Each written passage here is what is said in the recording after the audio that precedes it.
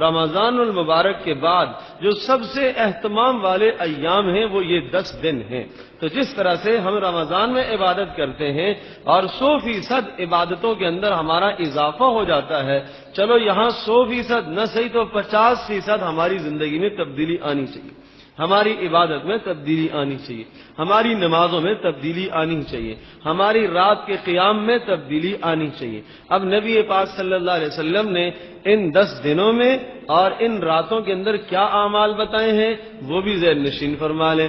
آپ علیہ الصلوۃ والسلام نے ارشاد فرمایا کہ یہ اس دن کا یعنی جو ذی الحجہ کے ابتدائی 9 دن آتے ہیں، 10ویں کا روزہ تو نہیں رکھا جاتا، 9 دن کا روزہ، ارشاد فرمایا کہ یہ ہر ایک دن کا روزہ 1 سال کے گناہوں کا کفارہ ہے۔ کتنی بڑی فضیلت ہے، کتنی بڑی فضیلت ہے۔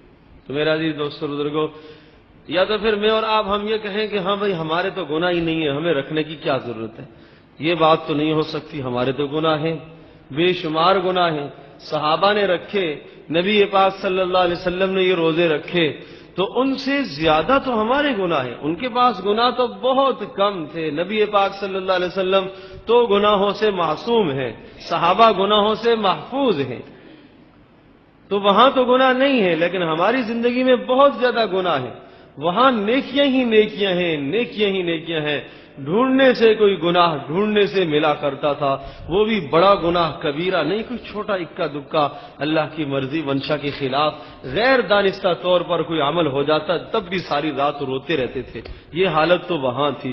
اور ہمارے یہاں میرے عزیز دوستو بزرگوں، اگر ہم اپنی 24 گھنٹے کی زندگی کو دیکھیں، 1 سال پیچھے کی زندگی کا موازنہ کریں، 1 مہینے کی زندگی کا موازنہ کریں کہ ہم نے کیا کمایا اور کیا ہم نے کھویا، کیا پایا، تو یقیناً ہم اس نتیجے پر پہنچیں گے کہ ہمارے اعمال میں نیکیاں 2-4 ہیں، گناہوں سے بھرے ہوئے ہیں، ہمارے صحیفے، ہمارے نامہ اعمال گناہوں سے بھرپور ہیں، نیکیاں 2-4 ہیں، اور وہ جو 2-4 نیکیاں ہیں وہ بھی اخلاص سے خالی ہیں، وہ بھی کہیں سنت سے خالی ہیں، کہیں تو نبی پاک صلی اللہ علیہ وسلم کی سنت کے مطابق عمل نہیں ہوا، ثواب سے محروم رہ گئے، کہیں عمل تو ہوا ہے سنت کے مطابق تو ہوا لیکن اخلاص کی کمی آ گئی، جب بھی ہم محروم رہ گئے۔ تو میرا عزیز دوستو بزرگوں، پھر مجھے اور آپ کو تو ہمیں اور زیادہ روزہ رکھنا چاہیے۔ اب سن لیجئے، رسول پاک صلی اللہ علیہ وسلم کے متعلق جب صحابہ نے سنا کہ آپ علیہ الصلوۃ والسلام تو بہت روزے رکھتے ہیں، کیا ترتیب تھی وہاں روزوں کی؟ وہاں روزوں کی یہ ترتیب ہوا کرتی تھی کہ پیر کا اکثر روزہ ہوتا تھا، جمعرات کا اکثر روزہ ہوتا تھا، ہر اسلامی مہینے کی جو ہے وہ 13ویں اور 14ویں اور 15ویں کو روزہ ہوتا تھا، اور کبھی گھر تشریف لاتے حضرت عائشہ رضی اللہ تعالیٰ عنہ ارشاد فرماتے ہیں آپ علیہ السلام صبح صبح آ کے پوچھتے تھے کوئی شے کھانے کی ہے، اگر ہوتی تو ہم پیش کر دیتے اور اگر نہیں ہوتی تو ہم کہہ دیتے اللہ کے رسول کچھ بھی نہیں ہے، آپ ارشاد فرماتے تھے اچھا پھر میرا روزہ ہے، اچھا پھر میرا روزہ ہے۔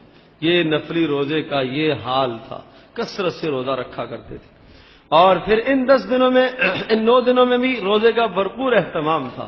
جب صحابہ نے دیکھا کہ نبی پاک صلی اللہ علیہ وسلم اس قدر روزوں کا اہتمام فرمانے والے ہیں تو صحابہ کرام رضی اللہ عنہم اجمعین نے بھی روزوں کا اہتمام کیا۔ فرمایا فواصل اصحابہ صلی اللہ علیہ وسلم، آپ علیہ السلام نے مسلسل روزے رکھے، صحابہ نے بھی مسلسل رکھنے شروع کر دیے، حتیٰ کہ بعض صحابہ کا یہ حال تھا کہ 30 دن پورے روزے، رمضان کے علاوہ مسلسل روزہ چل رہا ہے۔ آپ علیہ السلام نے انہیں بلایا اور انہیں ارشاد فرمایا کہ دیکھو تم میری طرح نہیں ہو۔ آپ علیہ السلام نے پوچھا تم نے اتنے روزے کیوں رکھے؟ کہا اللہ کے رسول آپ تو گناہوں سے معصوم ہیں، جب ہم نے دیکھا کہ آپ اتنا اہتمام کرتے ہیں تو ہمیں تو اور زیادہ اہتمام کرنا چاہیے تھا، اور ہم نے سنا کہ آپ رات کو اتنا طویل قیام کرتے ہیں کہ آپ کے پاؤں مبارک سوج جاتے ہیں، تو ہمیں یہ ڈر لگا کہ اللہ کے نبی جو گناہوں سے معصوم ہیں وہ اتنا اہتمام کرتے ہیں، ہم تو گناہگار ہیں، ہمیں کتنا زیادہ اہتمام کرنا چاہیے۔ اس لیے ہم میں سے بعض نے تو یہ اہتمام کیا کہ ساری رات سوئیں گے نہیں، جاگیں گے، عبادت کریں گے، اور بعض نے یہ نیت کی اور عزم کیا کہ ہم پورا مہینہ روزہ رکھیں گے۔ آپ علیہ السلام نے منع فرمایا کہ نہیں، تم پورا مہینہ روزہ نہ رکھو، آپ ساری رات قیام نہیں کرو. تو میرا عزیز دوستو بزرگوں، وہاں تو طرز زندگی اور طرز عبادت کا یہ حال تھا کہ اللہ کے رسول کو عبادتیں کم کروانی پڑی کہ اتنا نہ کرو، اتنا نہ کرو، تمہارے جسم کا حق ہے اس کا حق بھی ادا کرو. تو میرا عزیز دوستو بزرگوں، یہ وہ لوگ تھے جنہیں اللہ پاک نے دنیا میں جنت کی خوشخبریاں سنا دی، بشارتیں سنا دی. اب میں اور آپ ہم اپنی زندگی کا جائزہ لیں کہ ہمارے یہاں کیا صورتحال ہے. تو میرا عزیز دوستو بزرگوں، عرض یہ کر رہا تھا کہ ان 10 دنوں میں ہماری عبادت میں تھوڑی سی تبدیلی آ جانی چاہیے، تھوڑا سا اضافہ ہو جانا چاہیے. اگر 9 روزے مسلسل ہم نہیں رکھ سکتے، کم از کم 4، کم از کم 6، 5، جتنے سہولت سے ہو سکے اتنے روزے رکھ لو. اور خاص کر کے پھر یوم عرفہ کا 9 ذی الحجہ کا روزہ، اس کے متعلق تو آپ نے بتایا کہ مجھے اللہ پاک سے یہ امید ہے کہ یہ ایک دن کا روزہ 1 سال گزشتہ گناہوں کا کفارہ ہے اور 1 سال آئندہ کے گناہوں کا کفارہ ہے.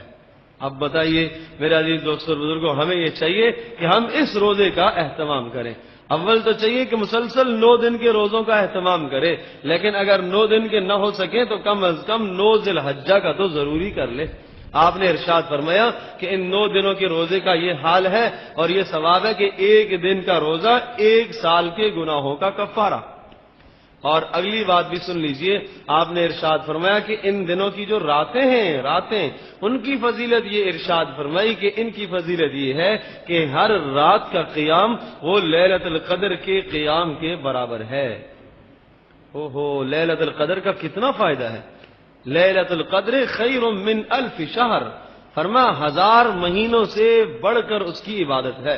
اور 1000 مہینے میں اگر آپ شمار کرتے ہیں تو 83 سال بن جاتے ہیں. 83 سال سے متجاوز عبادت کا ثواب جو آدمی عشرہ ذی الحجہ کی راتوں میں سے کسی ایک رات کا قیام کر لے.